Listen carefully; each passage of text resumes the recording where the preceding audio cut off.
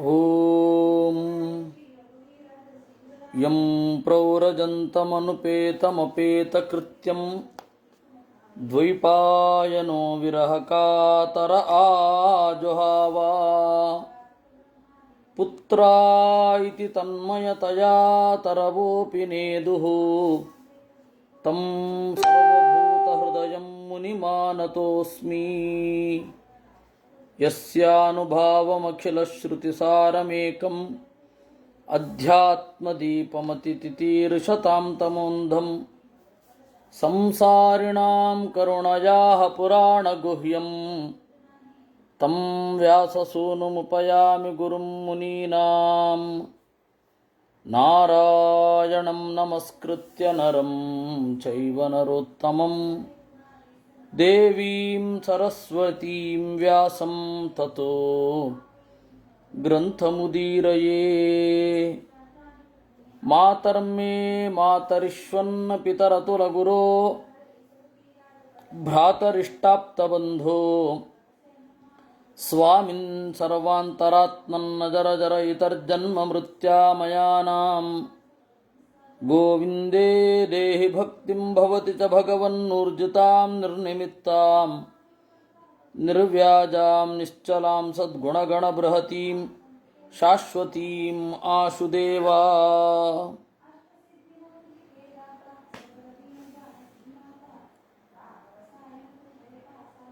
ಈ ಭರತನ ಕಥೆಯಲ್ಲಿ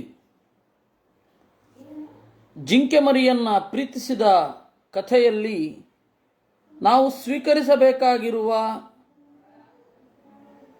ಸಂಗತಿ ಏನು ಅನ್ನೋದನ್ನು ಇಲ್ಲಿ ನಾವು ನೋಡ್ತೇವೆ. ನೂನಂ ಹಿ ಆರ್ಯಾಃ ಸಾಧವಃ ಉಪಶಮಶೀಲಾಃ ಕೃಪಣಸಹೃದಃ ಏವಂ ವಿಧಾರ್ಥೆ ಸ್ವಾರ್ಥಾನಪಿ ಗುರುತರಾನ್ ಉಪೇಕ್ಷಂತೆ. ಆರ್ಯಾಃ ಶ್ರೇಷ್ಠರಾದವರು, ಜ್ಞಾನಿಗಳು, ಸಾಧವಃ ಸಜ್ಜನರು, ಉಪಶಮಶೀಲಾಃ ಯಾರಿಗೆ ಧ್ಯಾನ ಅನ್ನೋದು ಸ್ವಭಾವ ಆಗಿಬಿಡುತ್ತೋ ಅವರು ಕೃಪಣಸಹೃದಃ ದೀನರ ಮೇಲಣ ಅನುಕಂಪೆಯಿಂದ ಸ್ವಾರ್ಥಾನಪಿ ಗುರುತರಾನ್ ಉಪೇಕ್ಷಂತೆ ಉತ್ಕಟವಾದ ಪ್ರಯೋಜನಗಳನ್ನು ಕಡೆಗಣಿಸುತ್ತಾರೆ. ಉತ್ಕಟವಾದ ಪ್ರಯೋಜನ ಯಾವುದು? ಧ್ಯಾನ, ಜ್ಞಾನ, ಜ್ಞಾನಾದಿಗಳಿಂದ ಬರುವಂತಹ ಆತ್ಮಿಕ ಆನಂದ, ಅದನ್ನೂ ಉಪೇಕ್ಷಿಸಿ ಬಿಡುತ್ತಾರೆ. ಇದು ಅವನ ಕಾಣಿಕೆ ಆಗಿತ್ತು. ಅದರಿಂದಾಗಿ ದೀನನೊಬ್ಬನ ಮೇಲೆ, ಅತ್ಯಂತ ಕೆಳಗಡೆ ಇರುವವನ ಮೇಲೆ ನಾವು ಪ್ರೀತಿ ತೋರಿಸಬೇಕು ಅಂತನ್ನೋದೇನೋ ಸರಿ, ಆದರೆ ಅವಧೂತ ವೃತ್ತಿಯನ್ನು ಸ್ವೀಕಾರ ಮಾಡಿದ ಮೇಲೆ ಅದರ ಅವಶ್ಯಕತೆ ಇಲ್ಲ. ರಾಜನಾಗಿದ್ದಾಗ, ಗೃಹಸ್ಥನಾಗಿದ್ದಾಗ ದೀನರ ಮೇಲೆ ದಯೆ ತೋರೋದು ಆಶ್ರಮ ಧರ್ಮ. ಅದು ರಾಜನಾದಾಗ ದಯೆ ತೋರಬೇಕು. ಅದು ಆತ್ಮಿಕವಾಗಿ ಉದ್ಧಾರ ಮಾಡ್ತೇವೆ ಅಂದರೆ ಆಗೋದಿಲ್ಲ. ನಮ್ಮ ಜ್ಞಾನಕ್ಕೆ ತೊಂದರೆ ಬರದಂತೆ ಅವರನ್ನು ಉದ್ಧಾರ ಮಾಡಲಿಕ್ಕೆ ನೋಡಬೇಕು, ವಿನಃ ಅವ್ರ ಜೊತೆಗೆ ಇಳಿದು ಬಿಡೋದಲ್ಲ. ಬೇರೆ ಎಲ್ಲ ಮತದಲ್ಲಿಯೂ ಆ ರೀತಿಯಾದ ಕಾನ್ಸೆಪ್ಟ್ ಇದೆ. ಬೇರೆಯವರ ದೈನ್ಯದಿಂದ ಮರುಗಿ ಅವರಿಗೇನೆ ಅವರನ್ನು ಉದ್ಧರಿಸಲಿಕ್ಕೆ ಅಂತ ಹೇಳಿ ನಾವು ಕೂಡ ಅಧಃಪತನವನ್ನು ಹೊಂದಿಬಿಡೋದು. ಈ ತರಹದ ಒಂದು ಕಾನ್ಸೆಪ್ಟು ಎಲ್ಲ ಕಡೆ ಇದೆ. ಆದರೆ ಅದು ಏನಂತಹ ಒಳ್ಳೆಯ ಚಿಂತನೆ ಅಲ್ಲ ಅನ್ನೋದು ನಮಗೆ ಭರತನಿಂದ ಗೊತ್ತಾಗುತ್ತೆ. ನಾವು ಭರತನ ಕಥೆಯನ್ನು ಸೂಕ್ಷ್ಮವಾಗಿ ಗಮನಿಸಬೇಕು. ಜ್ಞಾನವನ್ನು ಹೊಂದುವ ಅರ್ಹತೆ ಇಲ್ಲದ ಒಂದು ಪ್ರಾಣಿಯ ಮೇಲೆ ಮಿತಿಮೀರಿ ಸ್ನೇಹವನ್ನು ತೋರಿಸಿ ಅದಕ್ಕೆ ಆಶೀರ್ವಾದಗಳನ್ನೆಲ್ಲ ಮಾಡ್ತಾನೆ ಅವನು. ಆದರೆ ಅದು ಇರುವ ಪರಿಸರದಲ್ಲಿ ಯಾವ ರೀತಿ ಅಭ್ಯುದಯವನ್ನು ಹೊಂದಲಿಕ್ಕೂ ಆಗೋದಿಲ್ಲ. ಪ್ರಾಣಿಗಳಿಗೆ ಧರ್ಮ ಇಲ್ಲ, ಅದರಿಂದಾಗಿ ಪುಣ್ಯ ಪಾಪಗಳಿಲ್ಲ ಪ್ರಾಣಿಗಳಿಗೆ. ಇನ್ನು ಅರ್ಥ ಆಸ್ತಿ ಅನ್ನೋದೊಂದು ಕಲ್ಪನೆಯೇ ಇಲ್ಲ. ಈ ಭೂಮಿಯಿಂದ ಪಡೆಯುವಂತಹ ಉತ್ಪನ್ನ, ಆ ಉತ್ಪನ್ನದ ಮೇಲೆ ಸ್ವಾಮಿತ್ವ, ರಾಜನಿಗೆ ಕೊಡತಕ್ಕಂತಹ ಟ್ಯಾಕ್ಸು ಇದ್ಯಾವುದೂ ಇಲ್ಲ. ಮೃಗರಾಜ ಅಂತ ಸುಮ್ಮನೆ ಹೇಳೋದು. ಹಾಗಂದ ಮಾತ್ರಕ್ಕೆ ಅಲ್ಲಿ ಒಂದು ರಾಜ್ಯ, ಒಂದು ರಾಜ, ಒಂದು ಕೋಶ, ಒಂದು ತೆರಿಗೆ, ಈ ತರಹದ ವ್ಯವಸ್ಥೆಗಳು ಯಾವುದೂ ಕೂಡ ಇರೋದಿಲ್ಲ. ಅದು ನಮ್ಮ ಕಾನ್ಸೆಪ್ಟ್. ಆಮೇಲೆ ಕಾಮ ಇದೆ, ಅದು ಕಾಮ ಪಾರ್ಷಿಯಲ್ ಆಗಿ ಇದೆ. ಕೀರ್ತಿ ಅನ್ನೋದೊಂದಿಲ್ಲ, ಆ ಕೀರ್ತಿಯಿಂದ ಅದು ಸಂಪತ್ತು ಬರೋದು ಅಂತ ಇಲ್ಲ. ಆಮೇಲೆ ಪರಲೋಕದ ಕಾಮ ಇಲ್ಲ. ಮತ್ತು ಮಾನಸಿಕವಾದ ಕಾಮ, ನನ್ನ ಬೇರೆಯವರಿಂದ ನಾನು ಸಂತಸವನ್ನು ಹೊಂದಬೇಕು, ಒಳ್ಳೆ ಮಾತನ್ನು ಕೇಳಿ ಸಂತೋಷ ಹೊಂದಬೇಕು, ಒಳ್ಳೆ ಸಂಗೀತವನ್ನು ನೋಡಿ ಸಂತೋಷ ಹೊಂದಬೇಕು, ಆಮೇಲೆ ಒಳ್ಳೆಯ ಸುಂದರವಾದ ದೃಶ್ಯವನ್ನು ನೋಡಲಿಕ್ಕೆ 100 ಮೈಲು ಪ್ರಯಾಣ ಮಾಡೋದು, ಯಾವ ಕಾಮನೆಯೂ ಇಲ್ಲ. ಕಾಮ ಇದೆ, ಅದು ದೈಹಿಕ ಕಾಮಕ್ಕೆ ಸೀಮಿತವಾಗಿ ಇರುತ್ತೆ. ಈ ತರಹದ ಧರ್ಮಾರ್ಥ ಕಾಮಗಳ ವ್ಯಾಪಕ ಸಾಧ್ಯತೆ ಇಲ್ಲದ ಜಿಂಕೆಯನ್ನು ಅದರ ಯೋಗ್ಯತೆಗೆ ಮೀರಿ ಇವನು ಪ್ರೀತಿಸಿದ. ಅದರ ಪರಿಣಾಮ ಇವನಿಗೆ ಯಾವ ರೀತಿ ಆಯಿತು ಅನ್ನೋದನ್ನು ನಾವು ಗಮನಿಸಬೇಕು. ಅದರಿಂದಾಗಿ ನಾವು ಜನಪ್ರಿಯವಾದ ದಾರಿಯಲ್ಲಿ ಹೋಗಬಾರದಾಗತ್ತೆ. ಸತ್ಯ ಅನ್ನೋದು ಜನಪ್ರಿಯ ಆಗಿರಲ್ಲ, ಇದು ಕಟು ಸತ್ಯ. ಇದನ್ನು ಒಪ್ಕೊಳ್ಳೇಬೇಕು. ನೋಡಿ, ಕುಸುಮ ಕುಶ ಸಮಿತ್ ಪಲಾಶ ಫಲ ಮೂಲೋದಕಾದೀನಿ ಆಹರಿಷ್ಯಮಾಣ ವೃಕ ಸಾಲಾವೃಕಾದಿಭ್ಯೋ ಭಯಂ ಆಶಂಕಮಾನ ಸಹ ಹರಿಣ ಕುಣಕೇನ ವನಮಾವಿಶತಿ. ಹೂವು, ಸಮಿತ್ತು, ಪಲಾಶ, ಫಲ, ಮೂಲ ಅಂತ ಹೇಳಿದ್ರೆ ಬೇರು, ನೀರು, ಇವುಗಳನ್ನು ತರುವಾಗ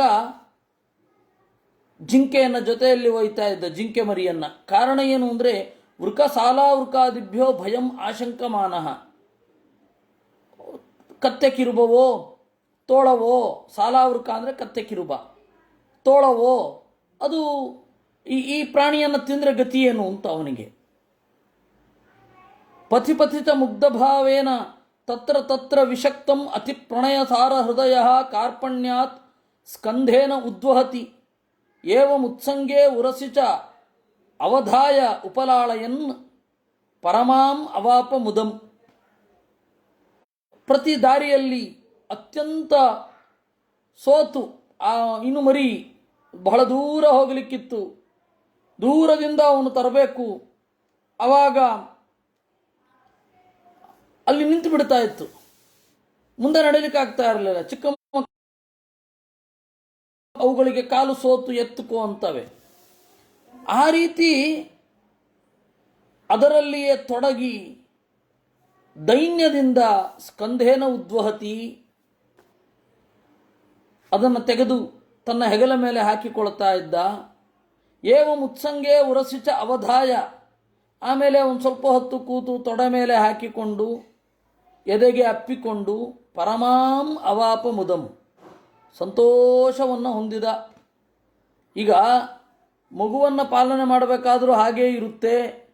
ಹೌದು, ಮನುಷ್ಯ ಶಿಶುವನ್ನು ಪಾಲನೆ ಮಾಡಬೇಕಾದರೂ ಕೂಡ ಇದೇ ಅನಿವಾರ್ಯ ಆಗತ್ತೆ. ಆದರೆ ಈ ಮಗು ಮುಂದೆ ಬೆಳೆದು ಧರ್ಮಾರ್ಥ ಕಾಮಗಳನ್ನು ಒಳಗೊಳ್ಳುವ ಸಾಧ್ಯತೆಗೆ ಏರುತ್ತೆ, ಆ ಭರವಸೆ ನಮಗಿದೆ.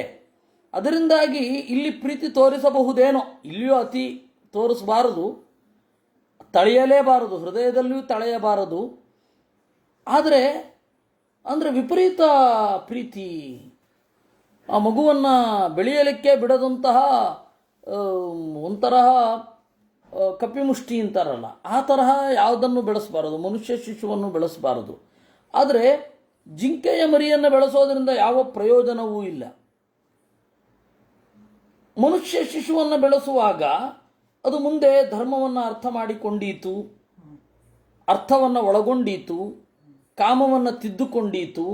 ಈ ಧರ್ಮಾರ್ಥ ಕಾಮಗಳ ನೇರ್ಪಿನಿಂದಾಗಿ ಇದಕ್ಕೆ ಹೋದೀತು, ಮೋಕ್ಷವನ್ನು ತಲುಪೀತು, ಮೋಕ್ಷದ ಕಡೆಗೆ ಸಾಗೀತು. ಇದು ಸಾಧ್ಯತೆ, ಪಾಸಿಬಿಲಿಟಿ. ಅದರಿಂದಾಗಿ ಮಗುವನ್ನು ನಾವು ಬೆಳೆಸೋದರಲ್ಲಿ ಒಂದು ಅರ್ಥ ಉಂಟು, ಮನುಷ್ಯ ಶಿಶುವನ್ನು.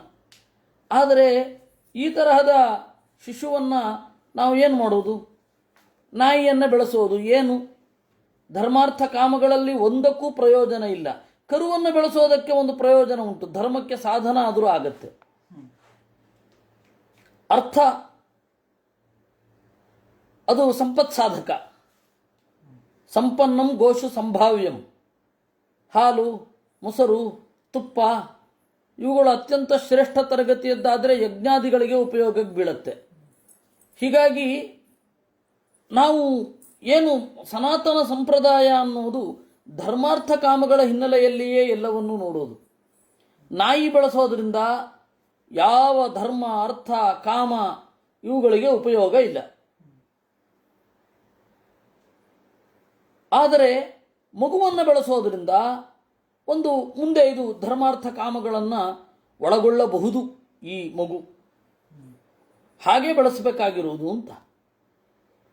ಅದೇ ವೃದ್ಧರಿಗೆ ಸೇವೆ ಮಾಡುವಾಗ ನಮ್ಮ ಸೇವೆ ಅಂತ ಮಾಡಬೇಕೇ ವಿನಃ ಅದು ಧರ್ಮಾರ್ಥ ಕಾಮಗಳಿಗೇನು ಪ್ರಯೋಜನ ಆಗಿರಲ್ಲ.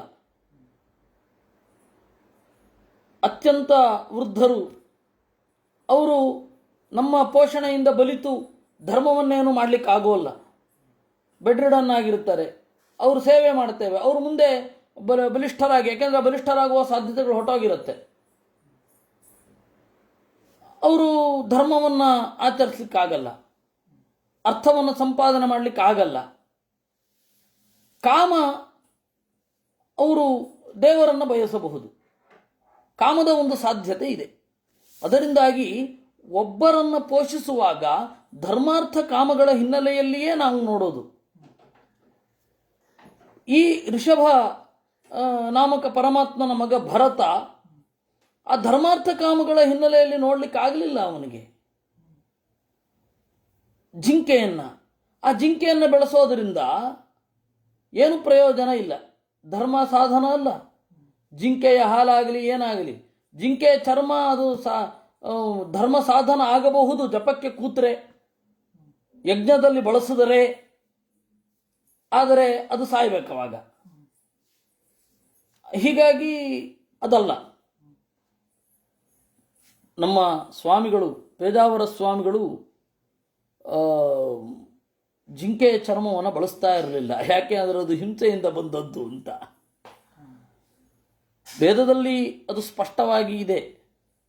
ಯಜುರ್ವೇದದಲ್ಲಿ ಕೃಷ್ಣಾಜಿನವನ್ನು ಕುರಿತೇ ಬಹಳ ಮಂತ್ರಗಳು ಉಂಟು.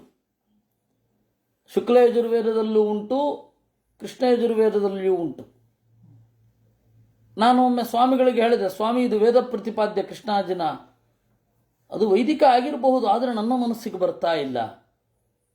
ಒಂದು ಜಿಂಕೆ ಚರ್ಮವನ್ನು ಹಾಸಿ ಕುಳಿತಾಗ ನನಗೆ ಅದರ ಹಿಂದೆ ಇರುವ ಹಿಂಸೆ ತಾಗಿ ಮನಸ್ಸಿಗೆ ವೇದನೆ ಆಗತ್ತೆ. ಹೀಗಾಗಿ ನಾನು ಕೃಷ್ಣಾಜಿನವನ್ನು ಬಳಸೋದನ್ನು ಎಂಟರ್ಟೈನ್ ಮಾಡೋಲ್ಲ ಹೇಳ್ತಾ ಇದ್ರು.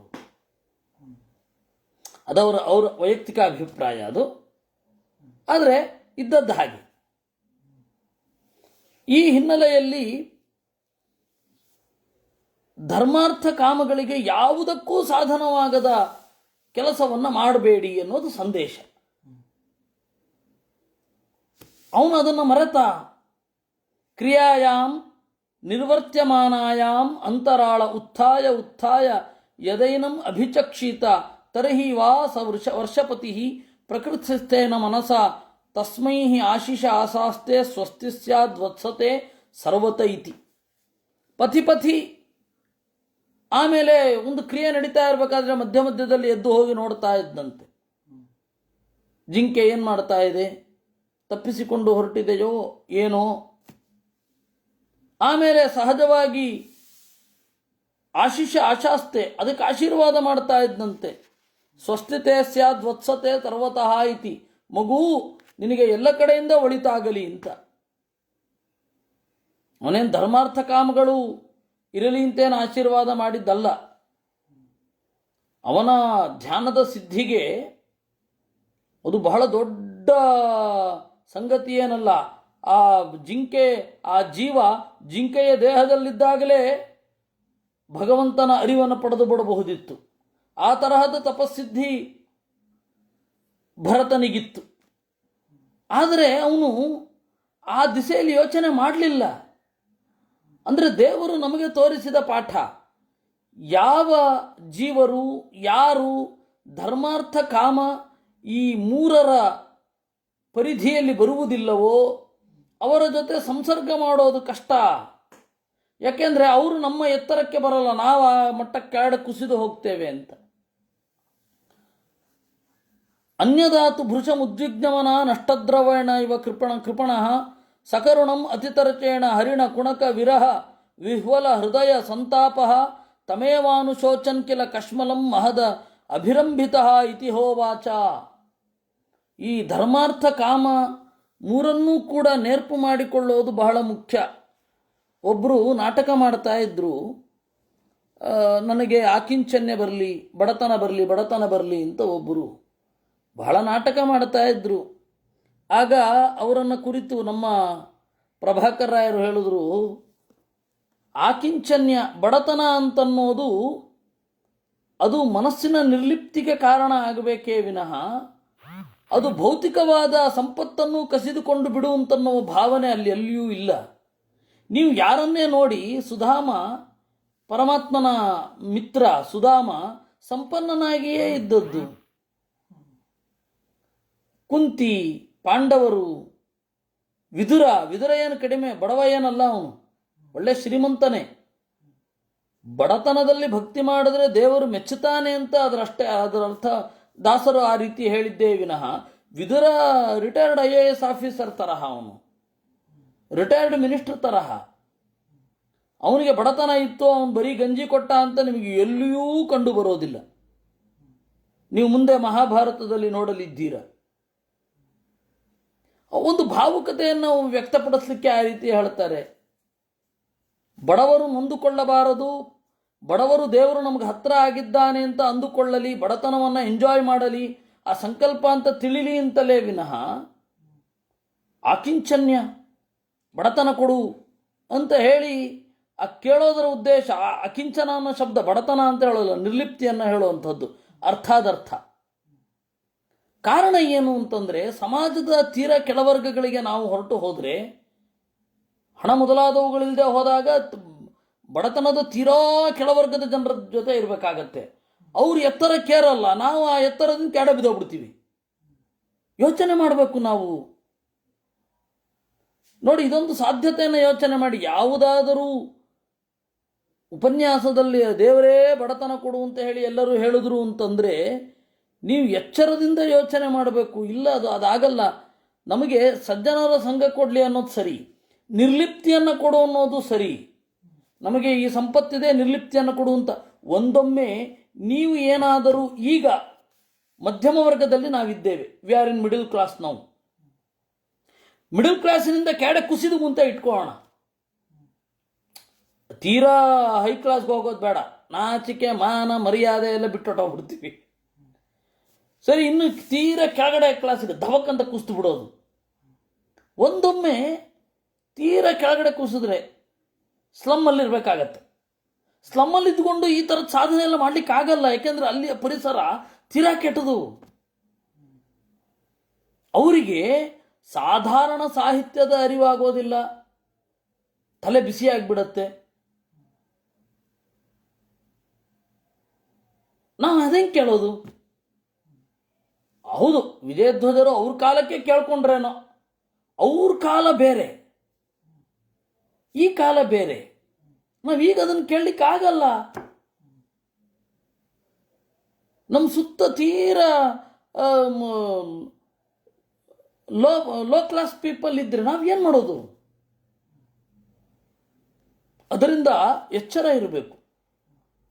ನೋಡಿ, ಧರ್ಮಾರ್ಥ ಕಾಮಗಳ ಪರಿಧಿ ಇರದ ಜನರ ಜೊತೆ ಸೇರಿದ್ರೇನೆ ಈ ತರಹ ಪ್ರಾಬ್ಲಮ್ ಆಗತ್ತೆ. ಅಂದರೆ ಅದಿದೆ ಅಂತ ಒಂದು ಕಾನ್ಸೆಪ್ಟೂ ಇರದ ಮೃಗಗಳ ಜೊತೆ, ಆ ಮೃಗದ ಜೊತೆಗೆ ಇಷ್ಟು ಪ್ರೀತಿಸಿದನಲ್ಲ, ಏನಾಯಿತು ನೋಡಿ, ತಡ ಆಯಿತು. ಅದರಿಂದ ನಾವು ತೆಗೆದುಕೊಳ್ಬೇಕಾದ ಪಾಠ ಏನು? ಅದು ಸುಮ್ಮನೆ ಬೊಗಳೆ. ಅದು ಯಾರನ್ನು ಪ್ರೀತಿಸಬೇಡ ಅಂತ ಹೇಳಿ ಹೇಳ್ತಾ ಇದ್ದಾನೆ, ಯಾರ ಜೊತೆಗೂ ಸಂಘ ಮಾಡಬೇಡ ಅಂತ ಹೇಳಿ ಹೇಳ್ತಾ ಇದ್ದಾನೆ ಅಂತನ್ನೋ ತೀರಾ ಬೊಗಳೆ ಅದು. ನಾವು ನಮ್ಮನ್ನು ಕೇಳ್ಕೊಳ್ಬೇಕು, ಇದರಿಂದ ಏನು ಸಿಗುತ್ತೆ ನಮಗೆ, ಇದರಿಂದ ಏನು ಗೊತ್ತಾಗ್ತಾ ಇದೆ ಭರತನಿಂದ ಅಂತ ಉಪದೇಶ ಮಾಡಿಬಿಡೋದಲ್ಲ. ನಾವು ಭರತನ ಇನ್ಸಿಡೆನ್ಸಿನಿಂದ ಏನು ಪಾಠ ಕಲಿಬೇಕು? ಪಾಠ ಕಲಿಯಬೇಕಾದದ್ದು ಇದು. ಧರ್ಮಾರ್ಥ ಕಾಮಗಳ ಪರಿಧಿ ಇಲ್ಲದವರನ್ನು ಪೋಷಿಸಿದರೆ ನಾವು ಕೆಳಗಡೆ ಬೀಳ್ತೇವೆ ವಿನಃ ನಾವು ಎತ್ತರಕ್ಕೆ ಏರಲ್ಲ.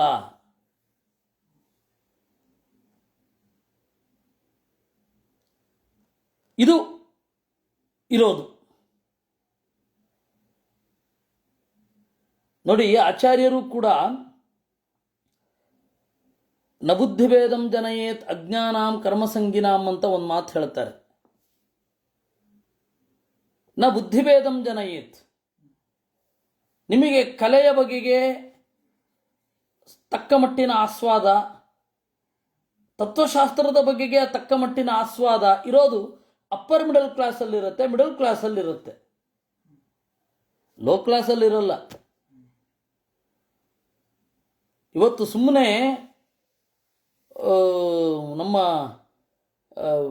DVG ಅವರ ವೃತ್ತದ ಉದ್ಘಾಟನೆಗೆ ಒಬ್ಬರು ಸಚಿವರು ಬಂದಿದ್ದರು. DVG ವೃತ್ತ ಉದ್ಘಾಟನೆ ಮಾಡಿದ್ರು, DVG ರೋಡು, ಅಲ್ಲಿ DVGಯ ಪ್ರತಿಮೆ ಏನೋ ಮಾಡಿದ್ರು. ಈ DVG ಯಾರಂಗೆ ಗೊತ್ತಿಲ್ಲ ಅವರಿಗೆ. ಇದು ತೀರಾ ಹೈ ಲೆವೆಲ್ ಸೊಸೈಟಿಯ ಸಮಸ್ಯೆಗಳು. ಅದರಿಂದ ನಾವು ಇದರಿಂದ ಕಲಿಬೇಕಾದದ್ದು ಪಾಠ ಯಾರಲ್ಲೂ ಪ್ರೀತಿ ಇರಬೇಡ ಅಂತ ಅನ್ನೋದಲ್ಲ.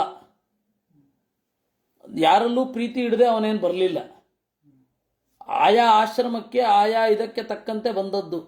ಹಾಗಾದರೆ ಪ್ರಾಬ್ಲಮ್ ಎಲ್ಲಿ ಇತ್ತು? ಭರತನದ್ದು. ಧರ್ಮಾರ್ಥ ಕಾಮಗಳ ಪರಿಧಿಯೇ ಇಲ್ಲದ ಮೃಗವನ್ನು ಪ್ರೀತಿಸಿದ, ಆಶೀರ್ವಾದ ಮಾಡಿದ, ಎಲ್ಲ ಸೋರಿ ಹೋಯಿತು. ಅದರಿಂದಾಗಿ ಅವನು ಕೆಳಗಡೆ ಎಳೆಯಲ್ಪಟ್ಟ. ಅದರಿಂದ ಕಷ್ಟ. ಅನ್ಯದಾತು ಭೃಶ ಮುದ್ಯುಜ್ಞಮನಾಹ. ನೋಡಿ, ಒಮ್ಮೆ ಜಿಂಕೆ ಅದು ಮೇಯ್ದುಕೊಂಡು ಎಲ್ಲೋ ಹೋಗ್ತಾ ಇತ್ತು. ಭೃಶ ಮುದ್ಯುಜ್ಞಮನಾಹ, ಉದ್ವೇಗಗೊಂಡು, ಇವನಿಗೆ ಅದು ಕಾಣಲಿಲ್ಲ. ಅದು ಅಯ್ಯೋ, ಉದ್ವೇಗಗೊಂಡು ಸಂಪತ್ತನ್ನು ಕಳೆದುಕೊಂಡವನಂತೆ, ಬಾಯಾರಿದವನಂತೆ, ಹರಿಣ ಕುಣಕ ವಿರಹ ವಿಹ್ವಲ ಹೃದಯ ಸಂತಾಪ. ಆ ಜಿಂಕೆ ಮರಿಯನ್ನು ಕಳೆದುಕೊಂಡು ಒದ್ದಾಡಿ ಹೋಯಿತು ಹೃದಯ. ಒಂದು ವಿಲವಿಲ ಒದ್ದಾಡಿತು. ತಮೇವಾನುಶೋಚನ್ ಕಿಲ ಕಶ್ಮಲಂ ಮಹದಭಿರಂಬಿತ ಹೈತಿ ಹೋವಾಚ. ಬಹಳ ಸಂಕಟ ಆಗಿ ಹೋಯಿತು ಅವನಿಗೆ. ಇದನ್ನು ಹೇಳಿದ ಅಂತೆ. ಅಪಿ ಬತ ಸವೈ ಕೃಪಣ ಏಣ ಬಾಲಕೋ ಮೃತ ಹರಿಣೀಸುತೋ ಮಮ ಅನಾರ್ಯಸ್ಯ ಶಠ ಕಿತವ ಮತೇಹೇ ಅಕೃತ ಸುಕೃತಸ್ಯ ಕೃತ ವಿಸ್ರಂಭ ಆತ್ಮಪ್ರತ್ಯಯೇನ ತದವಗಣಯನ್ ಸ್ವಜನ ಇವ ಆಗಮಿಷ್ಯತಿ. ಬತ, ಅಯ್ಯೋ, ಕೃಪಣ ಏಣ ಬಾಲಕ, ಪಾಪ ಆ ಜಿಂಕೆ ಮರಿ, ಮೃತ ಹರಿಣೀಸುತಃ, ಸತ್ತು ಹೋದ ಜಿಂಕೆ, ಹೆಣ್ಣು ಜಿಂಕೆಯ ಮಗ, ಮಮ ಅನಾರ್ಯಸ್ಯ, ನಾನು ಪರಮ ಅವಿವೇಕಿ, ಶಠ ಕಿತವ ಮತೇಹೇ, ಅದನ್ನು ನೋಡಿಕೊಳ್ಳುವ ಕರ್ತವ್ಯ ನನ್ನದಿತ್ತು, ಆ ಕರ್ತವ್ಯದಿಂದ ಚ್ಯುತನಾದೆ ನಾನು. ಅಕೃತ ಸುಕೃತಸ್ಯ, ಪುಣ್ಯ ಮಾಡಿಲ್ಲ ನಾನು. ನನ್ನ ಮೇಲೆ ವಿಪರೀತ ವಿಶ್ವಾಸ. ಅದಕ್ಕೆ ನಾನು ಏನು ಕೊಡ್ತೇನೆ? ಅದಕ್ಕೆ ಏನು ಕೊಡಲ್ಲ. ಕಾಡಿನಲ್ಲಿ ಏನಾದರೂ ಹೊರಗಡೆಯಿಂದ ತಂದು ತಿನ್ನಿಸೋದೆ ಏನಿಲ್ಲ, ಕಾಡಿನಲ್ಲಿರೋ ಹುಲ್ಲು ಅಷ್ಟೆ. ತದ್ ಅವಿಗಣಯ್ಯ, ಅದು ಯಾವುದನ್ನು ಲೆಕ್ಕಿಸುವುದಿಲ್ಲ. ಪ್ರೀತಿಯಿಂದ ಓಡಿ ಬರುತ್ತೆ ನನ್ನ ಕಂಡ್ರೆ. ಅಪಿ ಕ್ಷೇಮೇಣ ಅಸ್ಮಿನ್ ಆಶ್ರಮೋಪವನೆ ಶಷ್ಪಾಣಿ ಚರಂತಂ ದೇವಗುಪ್ತಂ ದ್ರಕ್ಷ್ಯಾಮಿ. ಇಲ್ಲಿ ತನಿ ಹುಲ್ಲನ್ನು ತಿನ್ನುತ್ತಾ ಇದ್ದು ದೇವರಿಂದ ರಕ್ಷಿತವಾಗಿ ಇದೆಯೇನು ನಾನು ನೋಡಿಯೇನು? ನಾನು ನೋಡ್ಲಿಕ್ಕಾಗತ್ತಾ? ನಾನು ನೋಡ್ತೀನಾ? ಅಪಿ ನ ವೃಕಃ ಸಾಲಾವೃಕಃ ಅನ್ಯತಮೋ ವಾ ನೈಕಚರೋ ವಾ ಭಕ್ಷಯತಿ. ಅದನ್ನು ತಿಂದಿರಲ್ಲ ತಾನೆ. ಅತಿ ಸ್ನೇಹ ಪಾಪಾಶಂಕಿ ಅಂತ ಅತ್ಯಂತ ಪ್ರೀತಿಸಿದರೆ ಅವರು ಒಂದು ನಿಮಿಷ ಕಾಣದೆ ಹೋದರೆ ಏನೇನೋ ಅನಿಷ್ಟಗಳನ್ನು ಮನಸ್ಸು ಶಂಕಿಸುತ್ತೆ. ಮನಸ್ಸಿನ ಸಹಜ ಸ್ವಭಾವ ಅದು.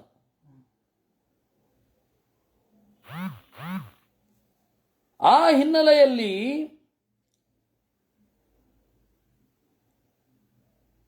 ಅವನು ಆ ಕೃಪೆ ನೋಡಿ, ಇಲ್ಲಿ ಇರೋದು ಕೃಪೆ, ಪ್ರೀತಿ ಅಲ್ಲ. ಕೃಪೆ ಬೇರೆ, ಪ್ರೀತಿ ಬೇರೆ, ಅನುರಾಗ ಬೇರೆ. ಅನುರಾಗ ಅಥವಾ ಪ್ರೀತಿ ಸಂಬಂಧ, ಬಂಧ, ನಂಟಸ್ತಿಕೆಯನ್ನು ನೋಡಿ ಬರುವಂಥದ್ದು, ಅಥವಾ ಅವರ ಗುಣಗಳಿಗೆ ಮೆಚ್ಚಿ ಹೋಗುವಂಥದ್ದು. ಆದರೆ ಇದು ಇದೆಯಲ್ಲ, ಇದು ಕೃಪೆ ಇರುವಂಥದ್ದು. ಆ ಕೃಪೆ ಜಾಸ್ತಿಯಾಗಿ ಅವನನ್ನು ಎಲ್ಲಿ ಕೆಳಗಡೆ ಇಳಿತು ಅಂತ ನೋಡಿ. ಅವನು ಹೇಳಿಕೊಳ್ಳೋದು ತೋಳವೋ ಅಥವಾ ಕತ್ತೆ ಕಿರುಬವೋ ಅಥವಾ ಇನ್ಯಾವುದೋ ಇದನ್ನು ತಿಂದೇ ಇರಲಿ. ನಿಮ್ಲೋಚತಿ ಭಗವಾನ್ ಸಕಲ ಜಗತ್ ಕ್ಷೇಮೋದಯ ಸೂರ್ಯಾತ್ಮ ಅದ್ಯಾಪಿ ನಮ್ಮಮ್ಮ ಮೃಗವಧೂ ನ್ಯಾತ ಆಗಚ್ಚತಿ. ಸೂರ್ಯ ಮುಳುಗ್ತಾ ಇದ್ದಾನೆ, ಆದರೂ ಕೂಡ ಮೃಗವಧೂನ್ಯಾಸ, ಆ ಜಿಂಕೆ ನನಗಾಗಿ ಬಿಟ್ಟು ಕೊಟ್ಟದ್ದು. ಜಿಂಕೆಗೆ ಇವನಲ್ಲಿದ್ದಾನೆ ಅಂತ ಕೂಡ ಗೊತ್ತಿರಲಿಲ್ಲ. ಮೃಗವಧೂನ್ಯಾಸ ಅಂತ ಅಂದರೆ ಆ ಹೆಣ್ಣು ಜಿಂಕೆ. ಆ ಹೆಣ್ಣು ಜಿಂಕೆ ನನಗಾಗಿ ನನ್ನ ಮಗುವನ್ನು ಪಾಲನೆ ಮಾಡು ಅಂತ ಬಿಟ್ಟು ಕೊಟ್ಟದ್ದು. ಈ ಜಿಂಕೆ ಮರಿ ಅನ್ನೋದು ನನಗೆ ನ್ಯಾಸ. ನ್ಯಾಸ ಅಂದರೆ ರಕ್ಷಣೆ ಮಾಡಿ ಅಂತ ಇಟ್ಟು ಹೋಗಿರ್ತಾರೆ. ಸಂಪತ್ತು ನಮ್ಮದಲ್ಲ, ಅದು ನನ್ನ ನ್ಯಾಸ ಅಂತ. ನೀವು ಪ್ರಾಚೀನ ಭಾರತದ ಧರ್ಮಶಾಸ್ತ್ರ ತೆಗೆದರೆ ನ್ಯಾಸವನ್ನು ರಕ್ಷಣೆ ಮಾಡಲಿಕ್ಕೆ ದುಡ್ಡು ಸ್ವೀಕಾರ ಮಾಡೋದು ತಪ್ಪು ಅಂತ ಇದೆ. ಆದರೆ ಇವತ್ತು ಅದೊಂದು ದೊಡ್ಡ ಉದ್ಯಮ. ನಿಮ್ಮ ಹಣವನ್ನು ರಕ್ಷಣೆ ಮಾಡ್ತೇವೆ, ಆ ರಕ್ಷಣೆ ಮಾಡೋದಕ್ಕಾಗಿ ನೀವು ನಮಗೆ ದುಡ್ಡು ಕೊಡಿ ಅಂತ. ನಿಮ್ಮ ಬಂಗಾರವನ್ನೋ ಬೆಳ್ಳಿಯನ್ನೋ ಅಥವಾ ಇನ್ನೇನನ್ನೋ ನಾವು ರಕ್ಷಣೆ ಮಾಡ್ತೇವೆ, ನಾವು ರಕ್ಷಣೆ ಮಾಡೋದಕ್ಕಾಗಿ ನಮಗಾಗಿ ಖರ್ಚಿಗಾಗಿ ಕೊಡಿ ಅಂತ. ಪ್ರಾಚೀನ ಭಾರತದಲ್ಲಿ ಅದು ನ್ಯಾಸ ರಕ್ಷಣೆಗೆ ದುಡ್ಡು ತಗೊಂಡ್ರೆ ದೊಡ್ಡ ಅಪರಾಧ. ಅದು ಸಾಯಲಿರಿ, ಒಂದು ಇಡೀ ದೇಶ ಆಗಿದೆ ರೀ. ನಿಮ್ಮ ನ್ಯಾಸವನ್ನು ನಾವು ರಕ್ಷಣೆ ಮಾಡ್ತೇವೆ, ನಮಗೆ ದುಡ್ಡು ಕೊಡಿ ಅಂತ ಒಂದು ಇಡೀ ದೇಶ ಬದುಕ್ತಾ ಇದೆ. ಹಾಗೆ ಸ್ವಿಸ್ ಬ್ಯಾಂಕ್ ಅದು ಪ್ರಾಚೀನ ಭಾರತದ ಧರ್ಮದ ಪ್ರಕಾರ ಅತ್ಯಂತ ವಿರುದ್ಧವಾದದ್ದು. ಬೇರೆ ದೇಶದ ಕಪ್ಪು ಹಣ ಅಂತ ಗೊತ್ತಿದ್ದ ಮೇಲೆ ಅರ್ಥಶುದ್ಧಿಯನ್ನು ಗಮನಿಸದೆ ಆ ರೀತಿ ಮಾಡಬಾರದು, ಆದರೆ ಅದು ಮಾಡ್ತಾ ಇದೆ. ಅದಕ್ಕೆ ಧರ್ಮಶಾಸ್ತ್ರದಲ್ಲಿ ಈ ತರಹ ಹೇಳಿದೆ ಅಂತ ಕೂಡ ಗೊತ್ತಿಲ್ಲ, ಯಾರಿಗೂ ಗೊತ್ತಿಲ್ಲ. ಇಲ್ಲ ಅಂದರೆ ಅದನ್ನು ಬಹಿಷ್ಕರಿಸಬೇಕು. ಅತ್ಯಂತ ಅನೀತಿಪರ ರಾಷ್ಟ್ರ ಅದು ಅಂತ ನಮಗದು ಗೊತ್ತಿಲ್ಲ. ಪ್ರಾಚೀನ ಭಾರತದ ಧರ್ಮಶಾಸ್ತ್ರದಲ್ಲಿ ಆಗಿದೆ ಅಂತ ಇರಲಿ. ಅದರಿಂದ ನ್ಯಾಸ ಅಂತಾನೆ. ನ್ಯಾಸ ಅಂದರೆ ರಕ್ಷಿಸು ಅಂತ ಹೇಳಿ ಕೊಟ್ಟಿದ್ದು, ಅದರ ಜವಾಬ್ದಾರಿ ನಮ್ಮ ಮೇಲೆ ಇರುತ್ತೆ. ನೀವು ಒಂದು ಏನೋ ಒಂದು ವಸ್ತುವನ್ನು ಇಟ್ಟು ಹೋಗಿರ್ತೀರ ನಮ್ಮ ಮನೆಯಲ್ಲಿ, ಅದು ನ್ಯಾಸ. ಅದಕ್ಕೆ ನಾನು ಬಾಡಿಗೆ ತಗೊಳ್ಳೋದಲ್ಲ, 2 ಗಂಟೆ ನೋಡ್ಕೊಂಡಿದ್ದೀನಿ 20 ರೂಪಾಯಿ ಕೊಡಿ ಅನ್ನೋದಲ್ಲ, ಅದು ದೋಷ. ನೀವು ಬಂದಾಗ ಅದನ್ನು ಕೊಡದೆ ಹೋದರೆ ನಂದು ದೋಷ, ಅದು ಕೊಡಬೇಕು. ಹಾಗೆ ಅದನ್ನು ನ್ಯಾಸ ಅಂತ ಹೇಳ್ತಾರೆ. ಈ ಹಿನ್ನೆಲೆಯಲ್ಲಿ ನ್ಯಾಸ ಅಂತ ನಾವು ಮೃಗವಧೂ ನ್ಯಾಸ, ಹೆಣ್ಣು ಜಿಂಕೆ ನನಗೆ ಕೊಟ್ಟು ಹೋದ ಸಂಪತ್ತು ಇದು, ಇದನ್ನು ರಕ್ಷಿಸು ಅಂತ. ಅದನ್ನು ನಾನು ರಕ್ಷಿಸದೆ ಹೋದರೆ ಕರ್ತವ್ಯ ಭ್ರಷ್ಟನಾಗ್ತೇನೆ ಅಂತ ಯೋಚನೆ ಬಂದ್ಬಿಡುತ್ತೆ ಅವನಿಗೆ, ಭರತನಿಗೆ. ಅಪಿಸ್ವಿದ ಅಕೃತ ಸುಕೃತಂ ಮಾಂ ಆಗತ್ಯ ಸುಖಯಿಷ್ಯತಿ ಹರಿಣ ರಾಜಕುಮಾರ ವಿವಿಧ ರುಚಿರ ದರ್ಶನೀಯ ನಿಜ ಮೃಗ ಧಾರಕ ವಿನೋದೈ ಅಸಂತೋಷಂ ಸ್ವಾನಾಂ ಅಪನುದತ್. ಅಕೃತ ಸುಕೃತಂ.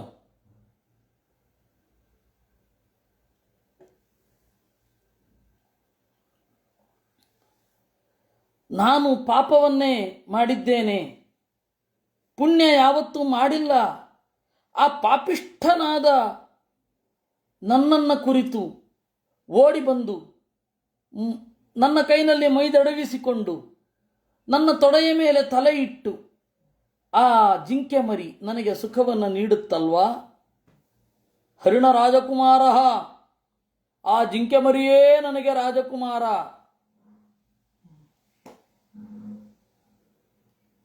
ಜಿಂಕೆಗಳೇ ನನಗೆ ರಾಜಕುಮಾರ.